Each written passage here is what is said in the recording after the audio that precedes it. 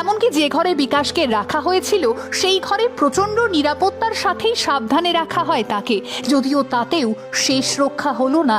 তারপর আরও 3বার সাপে কামড়ালো বিকাশকে তার কাকার বাড়িতেই। তবে 7বার কামড়ানোর পর বিকাশ এবারে সত্যি সত্যি ভয় পেতে থাকেন। বিকাশের বক্তব্য, তিনি ছাড়া নাকি আর কেউই সাপটিকে দেখতেই পান না। সাপটি নাকি আবারও তাকে স্বপ্ন দেখিয়েছে। সাপটি এবারে জানিয়েছে এই শনি এবং রবিবার সে বিকাশকে কামড়াবে না, তবে পরের শনিবার যেভাবেই হোক সে আবারও বিকাশকে কামড়াবে। 7বার কামড়ে দিয়েছে ইতিমধ্যেই, আর বাকি মাত্র 2বার। ভয়ে আতঙ্ক বাড়ছে। এই জন্যে বহু তান্ত্রিকের কাছেও ঘুরেছেন বিকাশ, তবে লাভ কিছুই হয়নি। চিকিৎসা করার জন্যে বাড়িতে রাখা মায়ের গয়নাও বন্ধক রাখতে হয়েছে। এবারে এই সমস্যা থেকে মুক্তি পেতে শেষ আশা নিয়ে বিকাশের পরিবার হাজির হয়েছে মেহান্দিপুর বালাজি মন্দিরে, যে মন্দির সংকট মোচন নামেও পরিচিত।